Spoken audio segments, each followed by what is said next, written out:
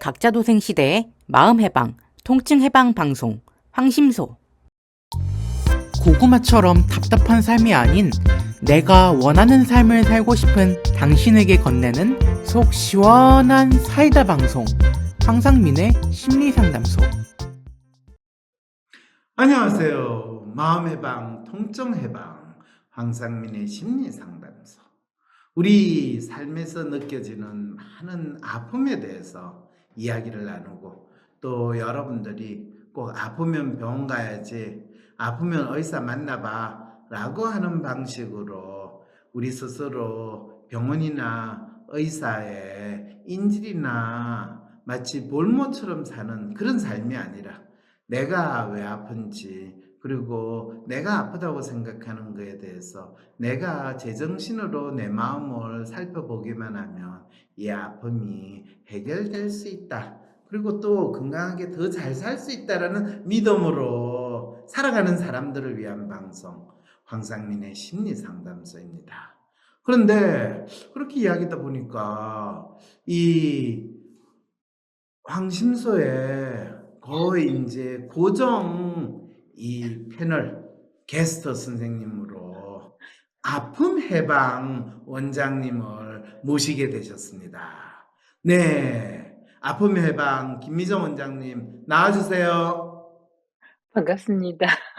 네, 아유, 김미정 원장님은 이 황심소에 놓을 때는, 황심소에 놓으시는 분들은 많은 경우에 긴장을 하고 어떻게 해야 될지 몰라가지고 얼굴이 사색이 돼가 놓는데, 김 아, 원장님은 항상 웃는 얼굴로 아, 그렇구나. 김 원장님이 처음에 황심소에 넣을 때는 하는 우는 그거를 보여주셨길래 그다음부터는 너무 우는 모습을 보여준 게 본인이 가슴에 한이 돼가지고 이제 황심소에 넣으면 나의 당혹스럽고 내가 슬픈 거를 다 웃음으로 넘겨버리라. 혹시 그런 마음으로 나오시는 거 아니세요?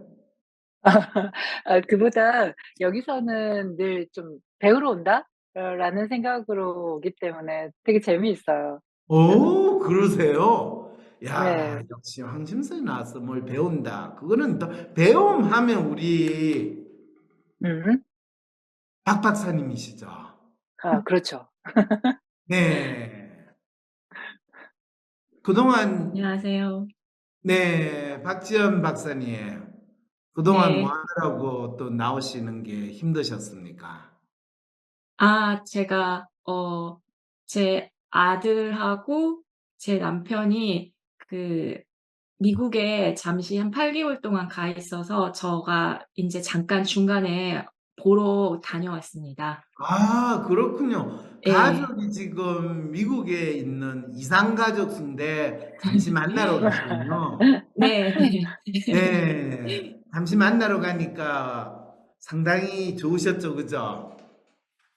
좋기도 하고 또 힘든 것도 있었고 다양한 감정을 경험하고 왔습니다. 아, 예. 그렇군요. 그랬을 때 예. 그러면 좋은 사람이 아들 쪽인가요? 남편 쪽인가요? 잔인해. 아들이 어느 집에 인제 또 분란을 또 일으켜 아 가지고 새로운 사람. 아들은 항상 좋죠. 아들은 아, 좋은데 아들을 항상 아 좋아하는 분이면 남편도 좋아할 것 같은데, 아들이 남편을 닮은 것 같으세요? 아니면 박 선생님을 닮은 것 같으세요? 첫째 아들은 아빠를 빼봐 갖고 둘째는 저를 너무 닮았어요. 그러면 같은 아들이라도 나에게는 똑같지 않다라는 인제 이 비밀을 또 이야기하셨군요. 네. 그리고 둘째가 너무나 사랑스러웠기 때문에 이번에 가서 진짜 나를 행복하게 한 건 둘째 아들이었나요, 그러면? 근데 또 그거는 누구를 닮았든지와 상관없이 아들은 다 좋아요. 역시 아들 바보시. 네. 자, 아마 어떤 분이 이거에 대해서 비슷하게 아주 사랑하는 아들이 음. 어. 뇌전증에 걸렸다라는 이런 무시무시한 이야기를 듣게 됐나 봐요. 그래서 어. 소발작, 대발작, 뇌전증. 사실 저한테 상담하러 오는 분 중에서도 본인이 에필lep시, 그거를 인제 내전증이라고 이야기하는 영어로 에필lep시인데 저 에필lep시로 진단을 받고 몇 년째 약을 먹고 있어요. "박사님 그런 사람도 상담이 되나요?" 뭐 이런 질문을 던지는 분들도 있고 또 실제로 그렇게 오시는 분도 있어요. 그럴 때 제가 항상 물어요. "언제 발작을 일으키셨나요? 발작을 일으켰을 때는 어떤 상황이셨나요?" 그럴 때 그게 기억은 안 나지만요. 제가 고등학교 때 그럴 때 그 발작이 일어났을 때 일어나기 바로 전에 무슨 일이 있었는지 혹시 기억나세요? 하면 이야기를 쭉 해요. 그리고 발작이 일어나고 나서 어떤 상황이 벌어졌어요? 멀쩡했나요? 아니면 그다음부터 팔다리가 하나 떨어진 것처럼 지냈나요? 아니 멀쩡했어요. 그런데 왜 멀쩡하게 됐다고 생각하시나요? 아무래도 약을 먹어서 그런 건 아닌가요? 아. 그렇군요. 그럼 그 약은 무슨 약을 먹었나요? 그건 저 기억을 못 하는데. 아니 약을 몇 년을 드셨는데 그 기억을 못 해요? 하루에 몇 번 드셨나요? 아침 저녁으로 드셨는데 자기가 하루에 아침 저녁으로 약을 벌써 5 년, 6년 먹었는데 약 이름도 기억을 못 한다고요? 이게 대부분의 사람들이 뇌전증 음. 걸리신 분들이 경험하는 일이거든요. 근데 놀랍게도 이 뇌전증 저는 의사가 아니니까 뭐 의사가 그 뇌전증을 라고 이름을 갖다 붙이고 환자한테 약을 먹인 것까지는 어쩔 수 없다고 해서 그다음부터는 되게 상담을 하면서 본인이 그런 에필lep시 또는 약간 그걸 옛날에는 한국말로는 간질, 음. 발작 또는 간질이라고도 이야기하는데 그게 실제로 병인가 아니면 누구나 그런 질환 발작 같은 짓을 하는가. 사실 정신병 환자라고 이름 붙여 가지고 폐쇄병동에 가는 분들 대개 저는 뭐라고 그러냐 "무슨 질환 발작했어요?" 라고 물어봐요. 아. 자기 스스로 자기가 한 행동을 질환 발작이라고 설명할 수 있으면 그 질환 발작에는 다 이유가 있을 것이고 또 음. 제가 그 질환 발작을 한 단순한 행동뿐만 아니라 무슨 이야기를 했어요? 무슨 말을 했어요? 물어보게 되면 다 나름대로 이유가 있어요. 그 여러분들 만들어지는 병, 조현병 그 책에 나오는 K군 같은 경우 할머니를 때렸대요. 그래서 제가 그 친구를 상담할 때 "야 너 니를 그렇게 아껴주고 잘 돌봐주는 할머니를 왜 쳤니?" 왜 TV를 꺼 때리는 게 버렸어요. 아니야. "왜 쳤니?"라고 그랬어요. 왜냐하면 애가 주먹을 가지고 할머니를 때렸다라고 어머니가 큰일 나고 온 집안에서 난리가 났다는 거예요. 음. 그랬더니 얘가 "아니 할머니가 내가 TV를 보고 있는데 갑자기 채널을 바꾸잖아요. 그리고 꺼 버리는 거예요." 왜 할머니 입장에서는 이 다 큰 손주가 아무것도 안 하고 멍하게 TV만 보고 있고 얼마나 답답할 거예요. 근데 그 집채 많은 코끼리 같은 손자가 있으니까 "야 그것 좀 그만 봐라." 그 소리를 한두 번 했겠어요? 여러 번 했는데도 애가 전혀 들은 척도 안 하니까 그냥 끄는 거죠. 근데 이런 경우 우리 뉴스에 많이 나오잖아요. 애가 게임을 열심히 하고 있는데 엄마가 컴퓨터 스위치 팍 끄거나 파워 팍 끄면 애가 갑자기 지랄 발작을 하고 막 대성통곡을 식칼로. 부엌에 있는 칼 들고 네. 엄마한테 찌르고. 달라드는 거 이거 다 맞아요. 그래 가지고 뭐 엄마를 찔렸니 어쩌니 이런 거 나오잖아요. 이게 지랄 발작이거든요. 근데 다 정신병원에 집어넣고 약을 먹이지 아무도 "너 왜 그랬니?"라고 안 물어봤어요. 그래 가지고 네. K군한테 내가 물었어요. "야 할머니가 그 TV를 끌 수도 있지. 니 왜 그랬니?" 그러게요. 자기도 그 이후에 너무너무 반성하고 너무너무 괴로웠대요. 근데 그때는 자기가 너무 화가 치솟쳐 가지고 자기도 모르게 그냥 주먹이 나갔대요. 그렇지, 그렇지. 너로서 그때 얼마나 힘들고 또 너 스스로 위축돼 있고 그냥 아무 생각 없이 TV에 멍하니 있는 거로 네 마음을 달래는데 갑자기 누군가가 그걸 못하게 했을 때 네가 발작적인 반응이 나오는 게 당연하지.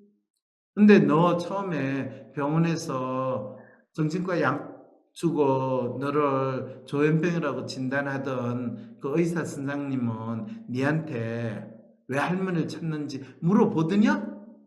아니요. 아. 의사 선생님은 음. 저한테 한 번도 뭘 물어본 거 없었어요.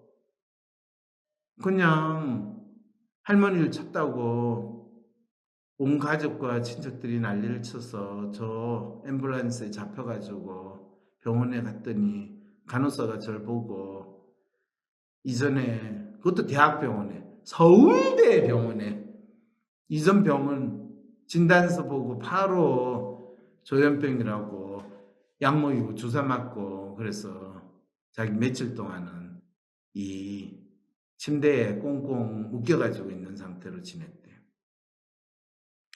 그게 의사 선생님이 환자를 치료하는 건데, 뇌전증, 소발작, 이것도 마찬가지거든. 그래서 그거를 신문에 나온 기사에 의사 선생님이 나와서 우리 아이가 갑자기 10초 이내 멍하면 소발작을 의심해 보세요. 해가지고 대학병원에 교수님이 나와가지고 50세 때 아이가 5살 때나 10살 때 이 뇌전증이 발병을 하고 또 거기에 대해서 집중력 저하 증세가 오고 이럴 때는 최소한 2년 이상 약을 먹으면 회복이 될 수 있다. 이렇게 이야기를 했는데 우리 애 어떻게 해요? 라는 사연을 지금 보내왔거든요. 박 선생님, 이 사연 네. 좀 박 선생님 그 아드님이 혹시 이런 상황에 아. 있을지도 모른다라는 그 마음으로 한번 좀 알려주시면 안 될까요? 네. 제가 사연을 읽어보겠습니다. 신문 기사에 아이가 갑자기 10초 이내 멍하니 소발작 의심해 보세요라는 제목을 보고 너무 놀라서 사연을 보냅니다. 아이가 간혹 짧은 시간 동안 멍하니 있는 경우도 있거든요. 이런 경우 불러도 아무 반응이 없어요. 혼자서 멍하게 한 5 초나 10초 이상 되기도 하는데 기사에서는 이거를 소발작이래요. 그래서 더 놀라운 것은 특정한 이유 없이 2회 이상 발작을 보이면 뇌전증이 의심되므로 조기에 치료를 시작해야 한다는 내용이었대요. 아무래도 우리 집 둘째가 이런 상황인 듯하여 급하게 사연을 보냅니다. 정말 우리 집 둘째 상태입니다. 사실 아이가 불러도 반응이 없고 멍한 모습을 보일 뿐 아니라 때로는 고개를 떨어뜨리거나 침을 흘리기도 해요. 이거 그런데 완전히 예. 기면증하고 비슷하네요.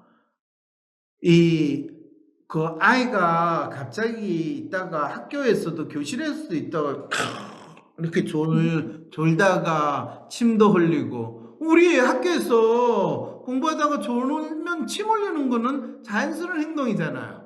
근데 그게 그렇죠. 완전히 소발작, 뇌전증 증상이라고 지금 이야기를 하네요.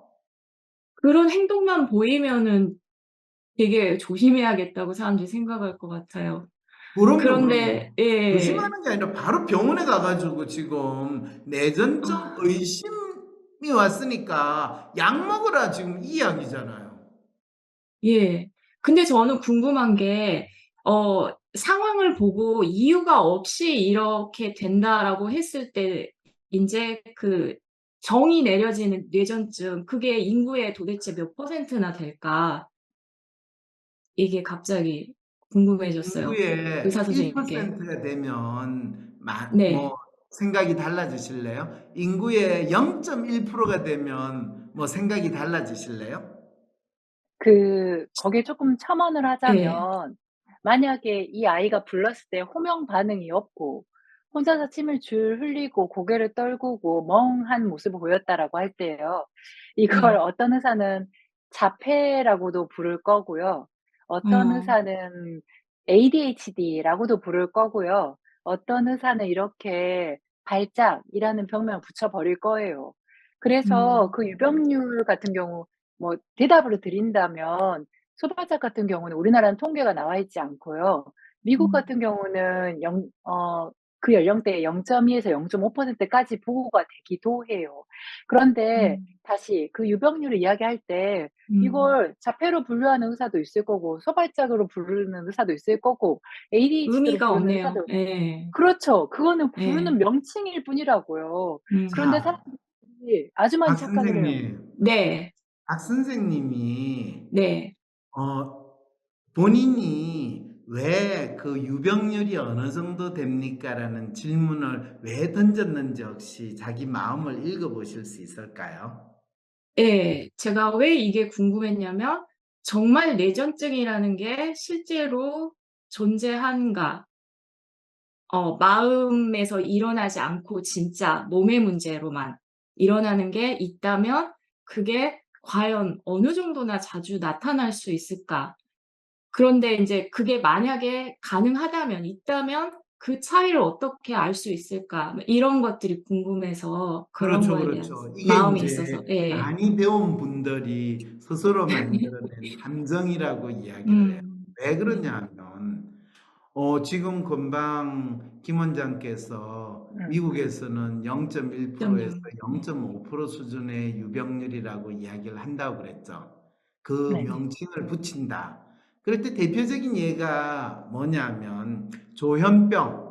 스키조프레니아라고 하는 그 병이 얼마나 많이 일어나고 합니까 하면 정신과 1%. 의사들이 뭐라고 주장을 하면서 이 스키조프레니아가 마치 실제 하는 병이다라는 것을 강조하냐 하면 유병률 1%를 항상 이야기해요. 음.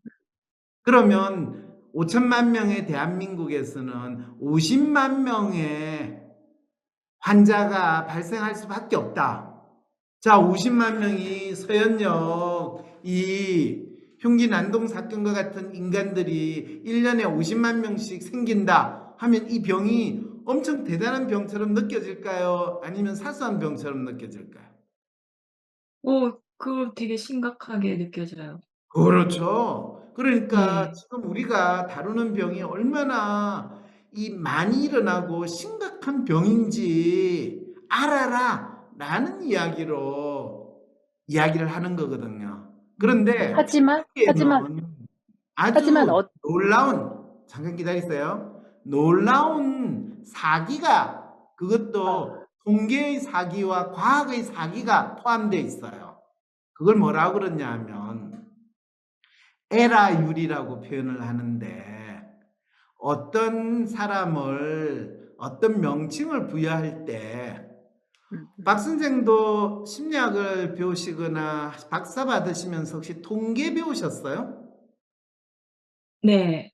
통계를 통계를 배울 예. 때 예. 이 집단 간 비교를 할 때 통계적으로 유의미한 확률로 이야기할 때는 몇 프로 0.05 예. 이하는 그거는 실제로 유의미하거나 이 의미 있는 사실로 우리가 검증을 한 게 아니다라고 할 때 퍼센테이지를 몇 프로로 잡는지 혹시 통계에서 기억나세요?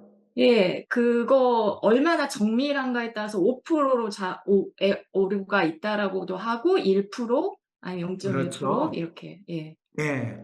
기본 사회과학에서 이 현상을 이야기할 때 오류의 조금 가능성. 이 느슨한 수준은 5%, 예. 1%라는 거는 오류로 취급을 하는 거지 그것이 실제 하는 현상이라고 취급하지 않는다라는 거를 통계를 하면서 배웠죠. 그죠? 네. 그럴 때 정신과 의사가 조현병은 유병률이 1%입니다라고 이야기를 하는 거는 사회과학에서 오류 수준으로 취급하는 거 아주 음. 엄밀하게 오류 수준을 취급하는 1%를 마치 엄청난 실제하는 사실로 주장을 할 때, 야, 이분들이 과학을 아. 내세워 가지고 얼마나 무지한 대중들에게 사기를 치는가 바로 확인할 수 오. 있는 거죠. 예. 뿐만 아니라 어. 어떤 의사를 만났는가에 따라서요, 그 명칭이 확 바뀌어요. 음. 예를 들면 할머니를 때렸다는 K군 조현병으로 진단을 동네 병원에서 받고 서울대학교 병원에서 별다른 이의 없이 그래 조현병." 이렇게 됐는데, 예를 들면 의식이 있는 상태로 사람을 쳤다면 간질 발작 중에 무도병을 붙일 수 있어요. 큰 관절을 이용해 가지고 막 옆에 가면 사람을 때릴 수 있는. 또 정신과 병원을 또 다른 데를 갔으면 행동장애, 난폭한 행동을 했으니까요. 그러니까 의사를 만나기에 따라서 그 명칭은 얼마든지 다르게 바뀌어질 수 있고, 그 명칭이 다르게 바뀌어지면서 통계는 얼마든지 다르게 나타날 수 있다라는 거예요. 자, 그런데 그런데 재밌는 거는 이 정신과 의사뿐만 아니라 많은 의사 선생님들이 병의 유병률을 가지고 약간의 사람들 대중들을 과학적인 사기를 치는 대표적인 예가 이제 유병률이 얼마다라는 주장을 하면서 그게 엄청나게 중요한 이 사건이나 병인 것처럼 만드는데, 가장 재밌는 게요, ADHD 같은 경우에는 유병률을 몇 프로로 주장하시는지 아세요?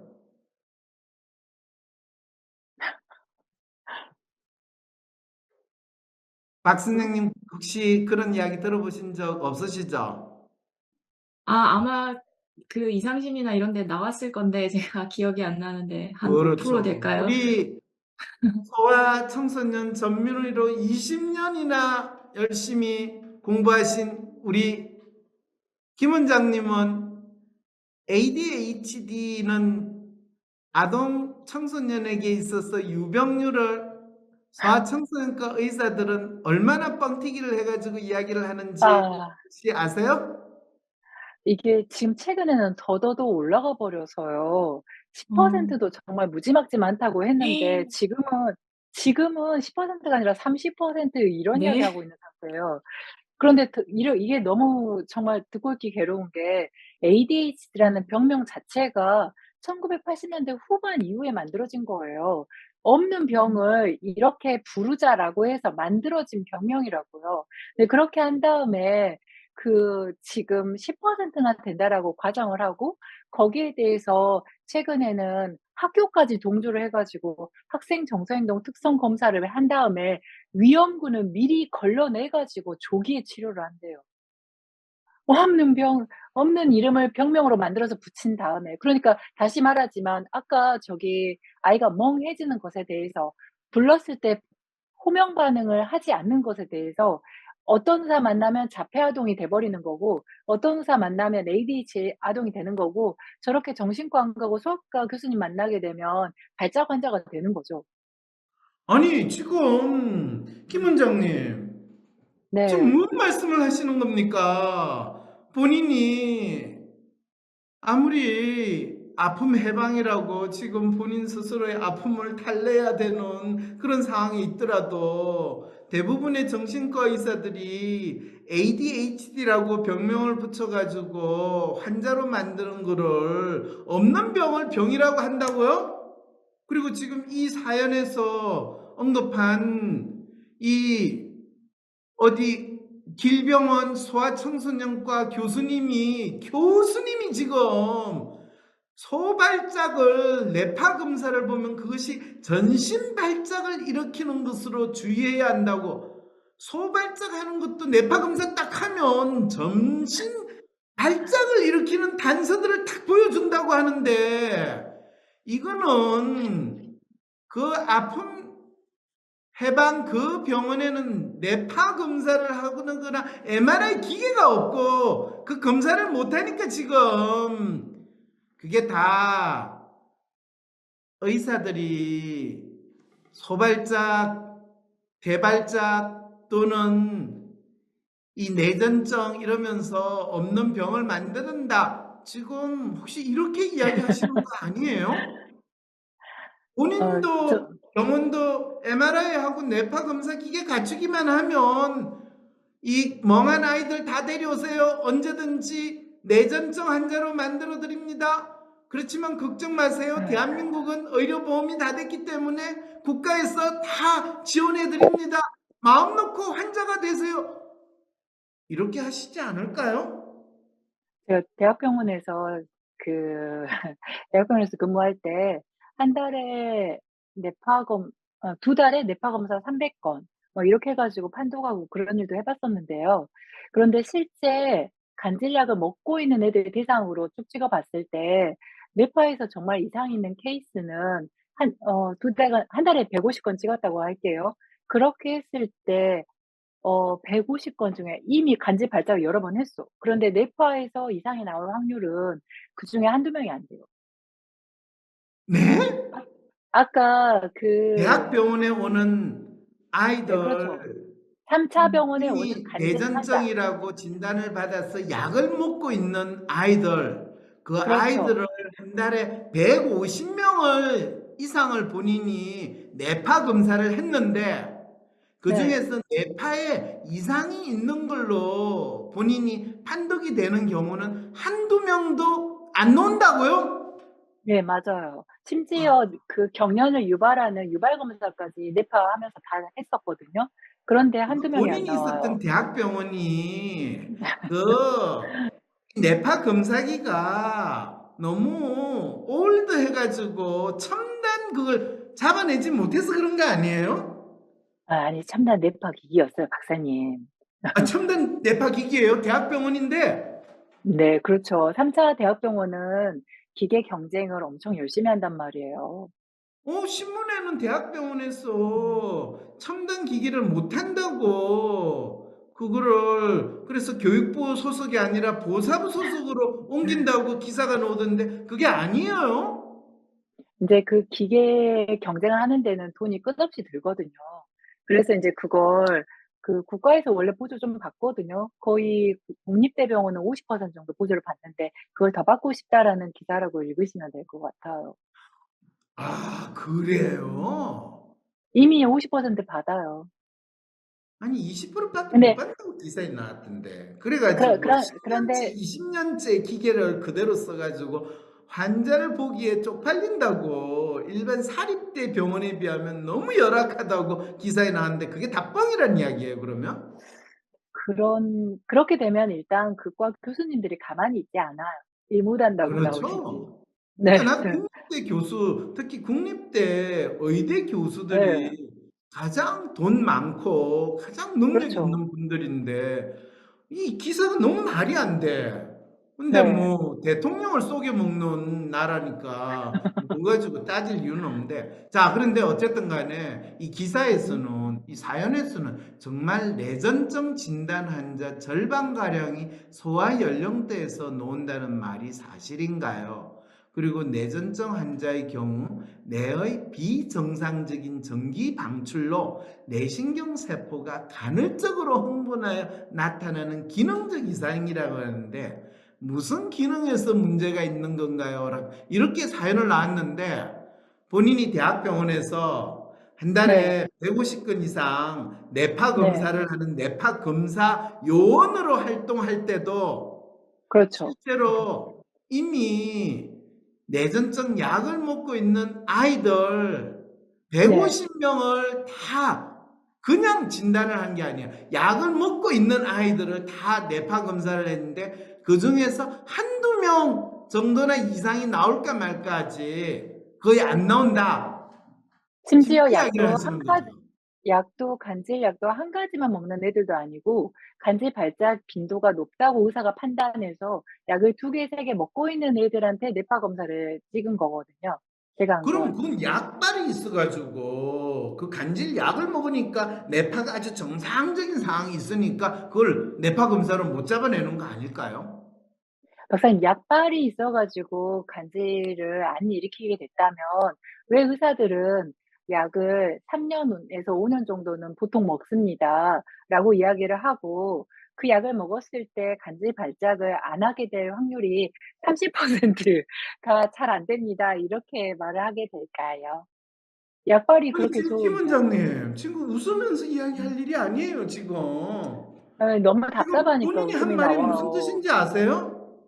네 지금 알아요. 뇌전증이라고 진단하는 의사는 실제로 뭐 발작이나 소발작 같은 증상이나 그 행동은 한번 나타났는데 실제로 내 팔을 찍어도 네. 뚜렷한 징후가 있는 것도 아닌데 무조건 네. 뇌전증이라고 일단 병명부터 붙여 놓고 그다음에 약을 먹으세요. 약을 먹으면 다음에 이런 질환 발작을 안 할 겁니다. 라고 지금 의사가 진단하고 처방하고 치료한다라는 이야기를 지금 이렇게 뻔뻔하게 하실 수 있는 거예요?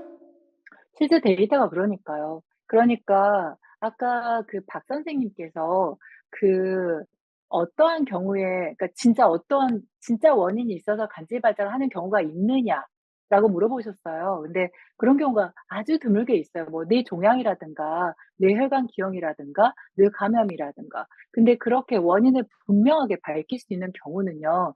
다 싹싹싹 싸그리 끌어 모아도 사실은 논문에는 30% 정도 된다고 하는데 그 정도 안 돼요, 실제. 실제 환자들을 가지고 데이터를 모아 보면 정말 10% 발견하기도 힘들어요. 그런데 이제 우리는 아이들한테 일단 발작 증상을 보였을 때 놀래 가지고 부모님들도 놀라 가지고 오시고 의사들도 이게 지금 간질하고 뇌전증, 소발작과 뇌전증 무슨 다른 병인 것 같지만 그게 아니고요. 발작이 반복되는 걸 뇌전증이라고 불러요. 뇌전증이라고 부르면서 "또 생길 거야."라고 설명을 하죠. 그러니까 "또 생길 거니까 약을 먹어야 해."라고 말을 해요.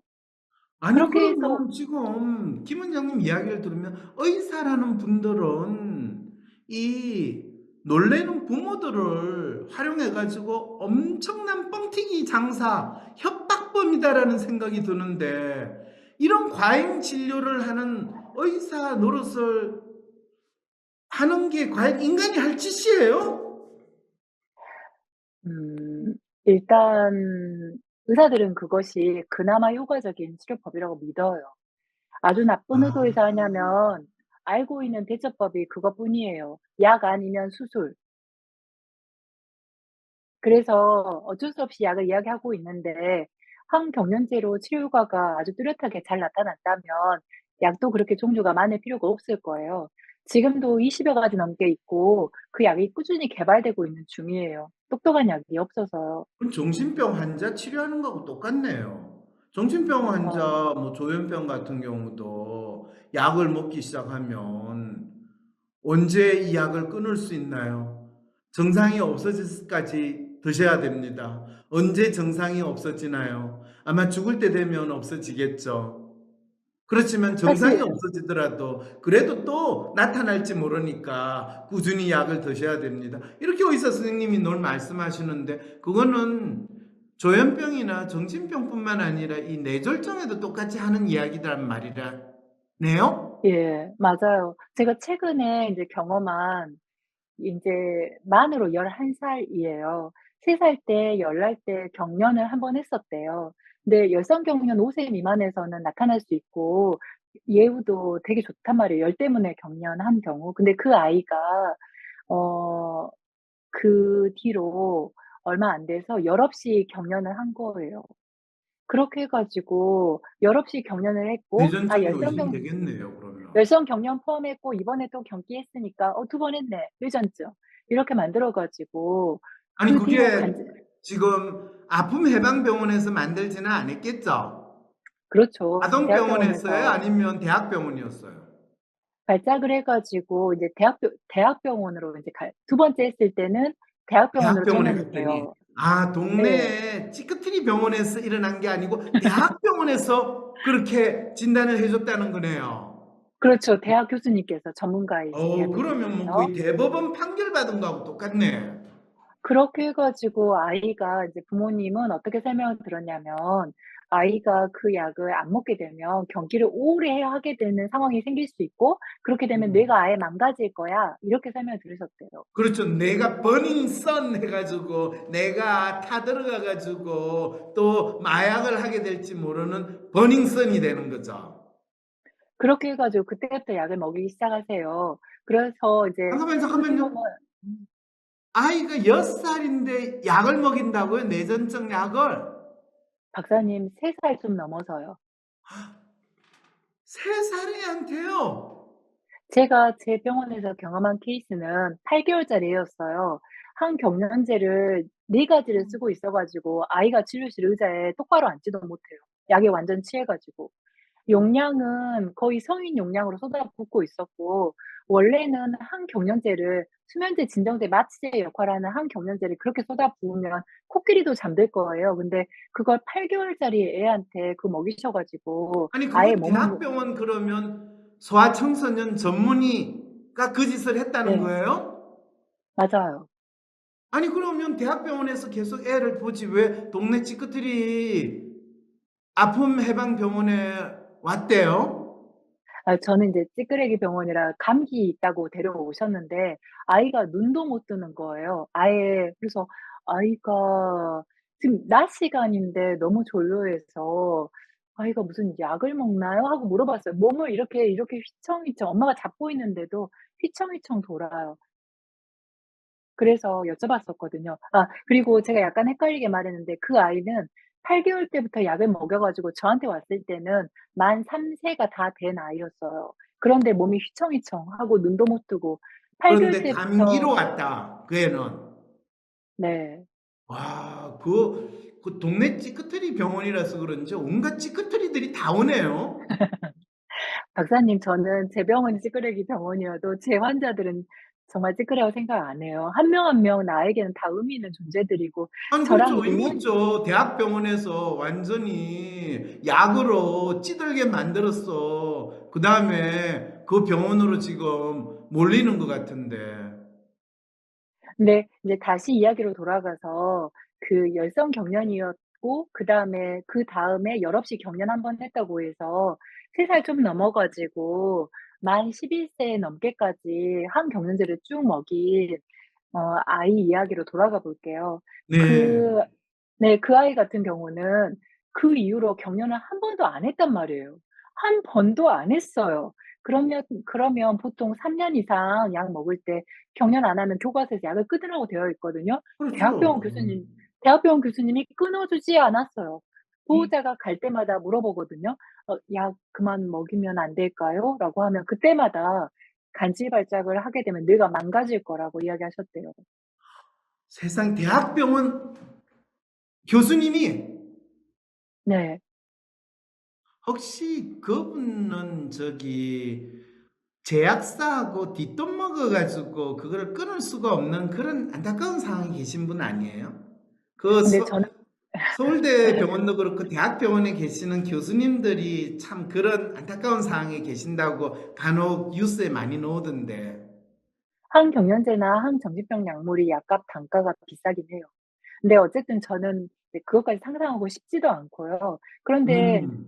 아이가 경련을 안 한 지 너무 오래됐는데 그 약을 먹여야 할 의학적인 근거도 없기 때문에 이제 보호자한테 "약을 끊자."라고 이야기를 드렸어요. 네.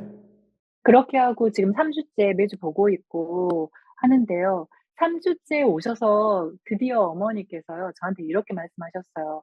맨 처음에는 아이 약을 끊자는 이야기를 의사가 하고 있을 때 되게 좀 놀랍기도 하시고, 좀 작은 병원 의사, 찌끄레기 의사여서 그러셨는지 모르겠지만, 아니 약 끊으면 거기 대학 교수님은 "발작을 더 다시 심하게 할 수 있다는데 당신이 책임질 거냐?"라고 물어보셨어요, 저한테.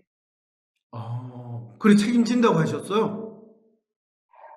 매주 저한테 와 주시고 그 그걸, 네, 옛날 혈기 넘칠 때는 그렇게 표현했을 건데 "이번에는 걱정하실 일이 생기지 않게 제가 잘 보겠습니다."라고 했어요. 그렇게 아니 그러면 하고. 지금 김 원장 이야기를 들으니까 이 전국에 요 항심소가 전국 방송이잖아요. 전국에 자기 네. 애 지금 이런저런 이유로 약을 먹고 있는데 엄마가 볼 때는 "왜 이 약을 먹여야 되냐. 그렇지만 대학병원 교수님이 먹으라고 했는데 끊으면 안 될까요?" 하는데 끊지 말고 계속 먹으라고 그러니까 약을 먹으니까 늘 애는 약물에 취해 가지고 사는 건지 죽는 건지 모르는 이런 상황이 있는데 그래도 대학병원 교수님이 끊으면 안 된다고 그래서 걱정할 때 저한테도 와 가지고 상담하는데 저는 "제가 의사가 아니니까 뭐라고 이야기하기 참 힘듭니다."라고 이야기하는데 그러면 지금 아픔 해방 병원에 가면 김 원장님이 약을 끊어야 될지 안 할지 그리고 그다음에 어떤 문제가 있는가를 김 원장님이 충분히 돌봐주실 수 있다. 지금 이 이야기네요. 네. 저는 제 아이라면 이 상황에 이 약을 먹이지 않을 거니까요. 그리고 이제 3 주가 지나서 의학적인 근거로도 그래요. 하지 말라고 되어 있는 걸 하고 있거든요. 그런데 인제 이 아이가 3 주가 지나고 나서 엄마가 드디어 이야기하셨어요. 처음에는 첫 주에 오셔서는 아이가 이틀간 잠을 못 잔다면서 "이거 약 끊어서 그런 거 아니시냐."고 저한테 그러셨는데, 저는 인제 아이가 어쨌든 발작을 했던 건 맞잖아요. 그런데 그게 어떤 상황인지 박사님께서 언제 시작했고 그 발작을 할 때가 어떤 상황인지 물어본다고 하셨는데, 원래 의과대학 교과서에 물으라고 되어 있어요. 그런데 어떤 의사도 묻지를 않아요. 왜 안 묻는지는, 왜 그렇게 배워 놓고 배운 대로 하지 않는지는 참 놀라운 일인데. 입이 네, 어쨌 아프잖아요. 의사 선생님이 많은 환자를 네. 보니까 얼마나 입이 아프겠어요. 그래서 가능하면 침묵은 금이고 웅변은 언이다. 이런 마음으로 환자를 보는 거죠. 그리고 의사 선생님이 워낙 머리가 좋으니까 딱 환자를 보는 순간 얘는 무슨 병, 그리고 무슨 약, 딱 이렇게 해가지고 빨리빨리 보내야 되잖아요. 그러시니까 물을 필요가 없는 거죠. 그런데 어쨌든 이 아이는 제 환자로 왔고, 저는 이 아이의 대변인의 역할을 저 스스로는 해야 한다고 믿거든요. 근데 어쨌든 진짜요? 부모도 제대로 변화하지 못하는 아이를 위해서.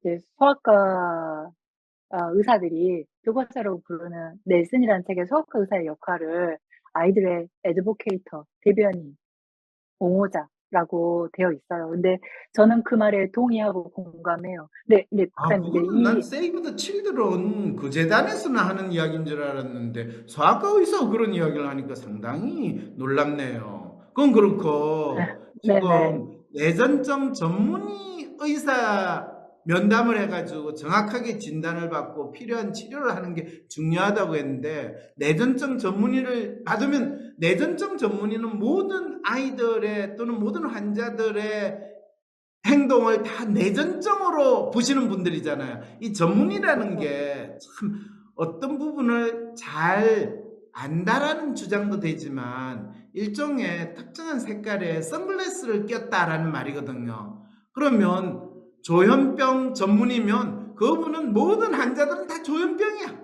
우울증 전문의는 모든 환자들은 다 우울증이야. 이렇게 병명을 갖다 붙이는 걸 전문적으로 잘한다라는 뜻에서 전문의, 그렇게 된 거 맞죠? 그죠? 예, 맞아요. 그 소아청소년과 의사 중에 최고의 이야기를 그 드립니다. 신경 파트 보시는 교수님이신데요. 그게 가슴 아프지만 정말 창피하지만 그게 사실이니까요, 박사님 말씀하신 게. 네. 근데 인제 이 아이 같은 경우는 3주 지나서 엄마가 말씀하세요. "내가 내 아들이 이렇게 똑똑한 줄 몰랐다."고. "내 아들이 이렇게 사랑스러운지 몰랐다."고. 아이가 처음 만났을 때 질문을 하면 멍한 상태였거든요. 그래서 질문을 잘 이해를 못 했어요. 아이는 어쨌든 발작을 했기 때문에 어떠한 상황에서 발작을 했는지 부모님한테 물었는데, 부모님은 너무 오래돼서 기억도 못 하시겠대요. 그래서 인제 WPR 심리 테스트를 해 봤거든요. 엄마는 리얼리스트의 에이전트셨고 아빠는 로맨티스트였어요. 근데 는 아빠 성향을 빼다 박은 로맨티스트 아이였어요. 로맨티스트 원단이겠죠. 네, 네, 예민하고 맞아요. 섬세한 아기가. 아유. 네. 제가 로맨티스트 성향 아이들이 제 진료실에서 거품 물고 발작을 하는 경우도 있거든요. 근데 인제 그럴 경우에 리얼 에이전트 엄마들은 정말 어쩔 줄 몰라고 아이를 흔들고 때리고 막 다 하세요. 그런데 그 경우에 아이의 불안감을 자극하는 것만 덜하셔도 아이들이 스스로 깨어나거든요. 잠깐만 기다리시라고, 제가 지켜볼 테니까 잠깐만 기다려 주시라고 하면. 근데 이 같은 경우도 로맨티스트 아이라는 걸 알려드렸고, 약을 끊어가면서 아이가 불안하지 않게 아이 생활이 아이가 예상 가능하도록 굉장히 규칙적으로 돌아갔으면 좋겠다고 말씀을 드렸어요. 그리고 그 규칙적일 때 오전과 오후 운동을 하도록. 근데 그 운동도 로맨티스트 아이한테 너 혼자 운동해가 아니라 아이가 가장 좋아하는 가족, 특히 지금은 할머니랑 같이 운동하고 있는데요. 외할머니. 네. 그렇게 해 가지고 지금 3 주째 꾸준히 하는데 제가 하고 싶은 것도 이야기하고 예전과 다르게 하고 이런 것도 궁금하다고 물어보기도 하고 로맨티스트 오. 아이가 그 이제 좀비 서양에서 상태로 지내는 아이를 인제 생기를 불러일으키고 그 좀비의 심장이 뛰게 만드는 본인이 인제 좀비 심장 전문의로 또 환생하시는 그 기적을 이루셨네요. 그리고 리얼 에이전트 엄마가 아이를 문제가 있다라고 느끼는 부분들이 있잖아요.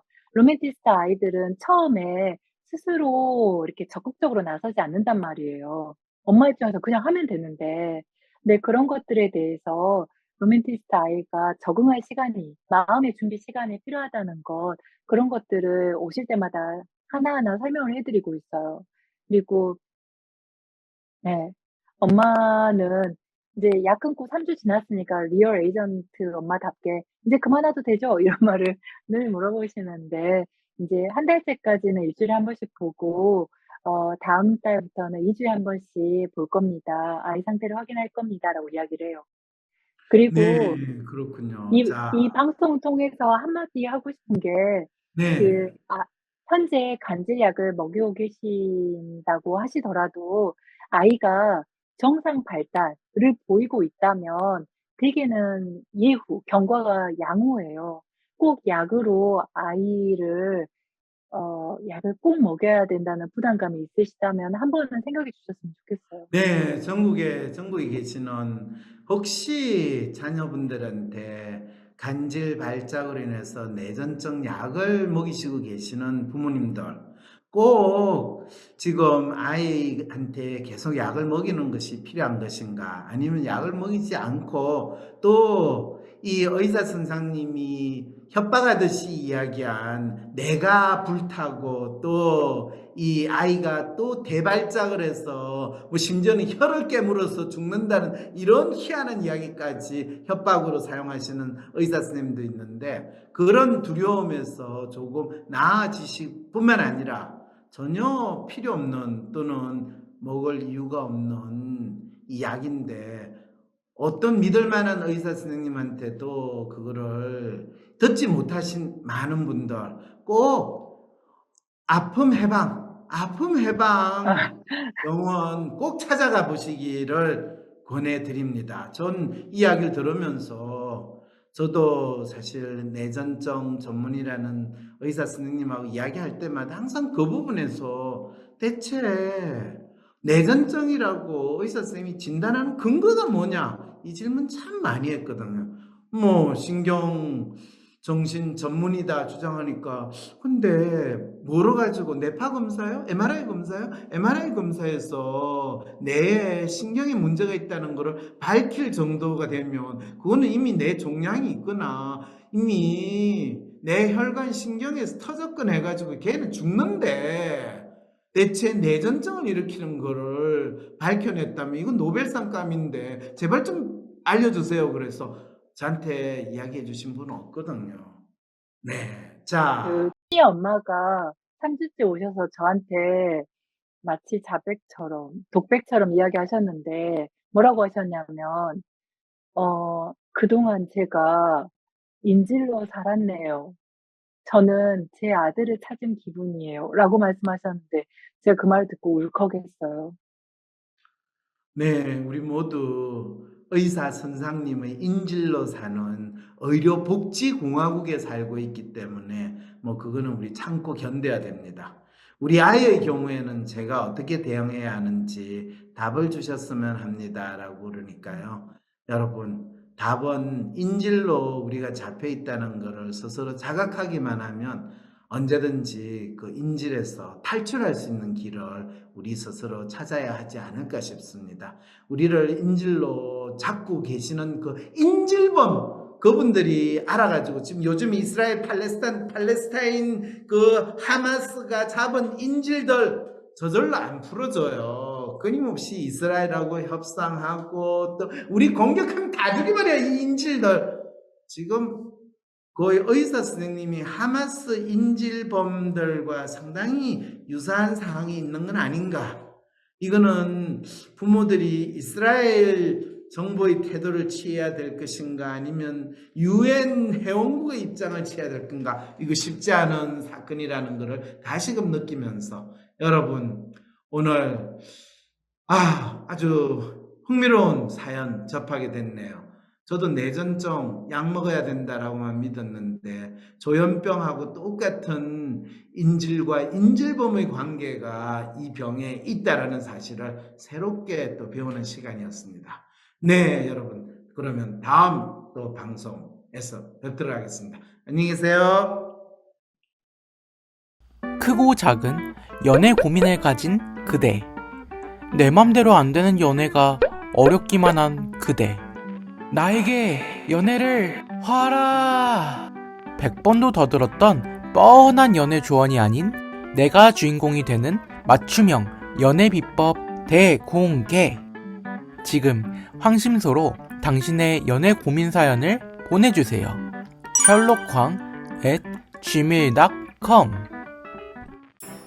나와 주변 사람들의 성격과 마음을 읽고 다양한 삶의 어려움을 해소하는 비법을 알고 싶으시다면 지금 바로 WPI 초급 워크샵에서 마음 읽기 첫걸음을 시작해보세요. WPI 초급 워크샵은 WPI 프로파일 자기평가에 대해 구체적으로 배울 수 있습니다.